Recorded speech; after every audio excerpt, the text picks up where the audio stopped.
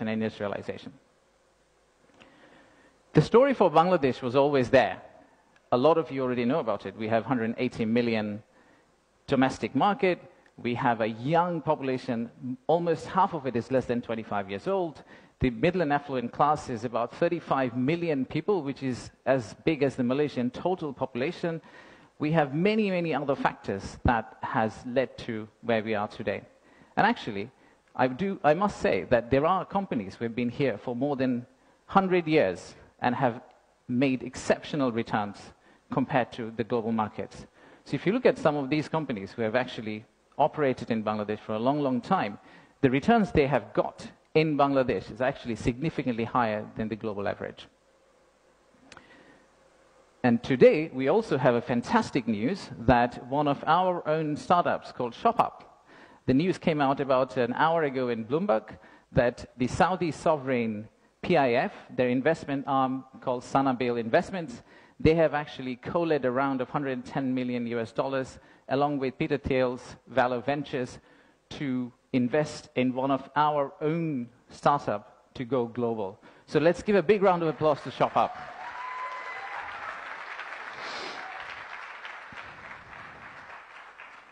So that's today. That's today. So what's tomorrow? How do we go from here to the vision we have for 2035? So this $180 million story, or 180 million people story, is not enough. I think we need to redefine market. We believe the market is actually much larger. When we talk about market, we should be talking about a much larger regional market which you could potentially serve out of Bangladesh. You set up your factory here, you export out to all these markets. At the same time, I would expect these markets to set up their factories and push it back to Bangladesh. Use the ports of Bangladesh and potentially export out to the rest of the world. So the narrative that we've had of why invest in Bangladesh is not really a domestic market 180 million story. It is a regional story and it's a global story. To further strengthen ourselves, we have decided to enhance our port capacity. In Chittagong area, what you see now, we are actually tripling that within the next few years, which is essentially allow this region to consider Bangladesh as one of the biggest logistical hubs. However, that's not all. We need to do a lot more.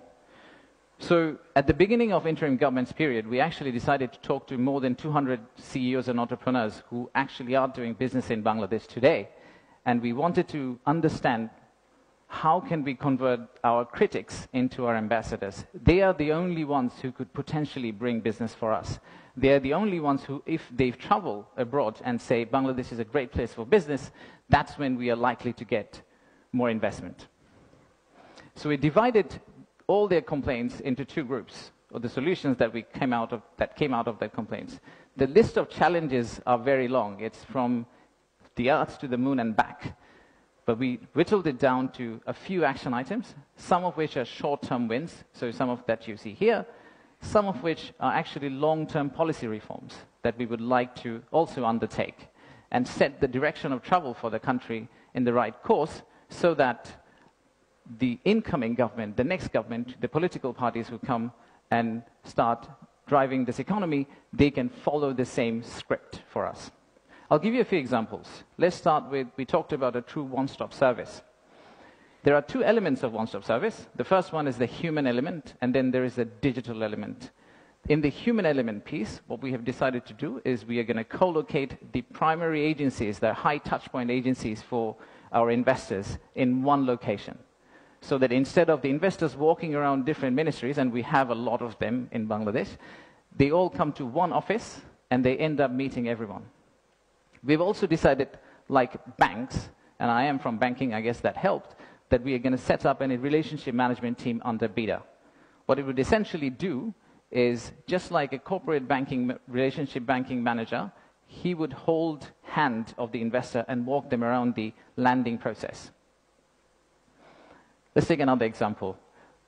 Our friends in National Board of Revenue helped us set up the authorized economic operator. It's essentially the green channel, or widely known as the green channel setup, where if you're a good customer, you are able to circumvent some of the custom checks and fast-track your process through the ports.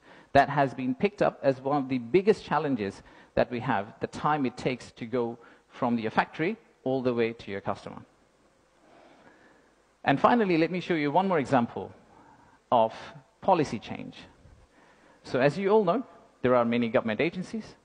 We also know there's private sector. The dialogue between private sector and government agencies has not necessarily always been the most collegial. So how do we break that apart? The first thing we need to do is to club the government agency into one. We need to show one face. We need to be one outfit for our customers, our investors. And then create a bridge between our private sector and the government of Bangladesh. So what we are planning to do is to set up a private sector advisory council that will actually counsel the head of state directly on a regular basis, essentially voicing the changes that they would want to drive the economy forward. So these are some of the examples of what we are planning to do. And if we are able to do that, we do believe that we will get to the end, the vision we have for 2035.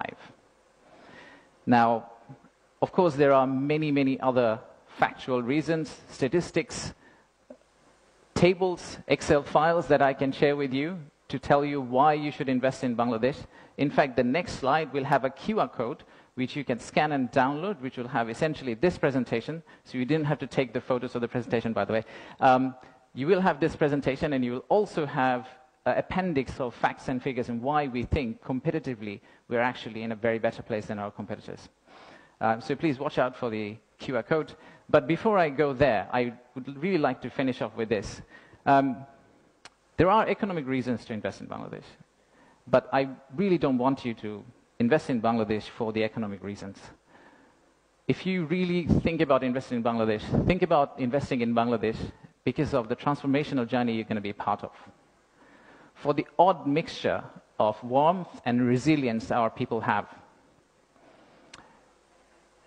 and our century-old culture paired with the shared values that we have with you. So I rest my case here. Thank you very much for coming, and enjoy the rest of the day. Thank you all.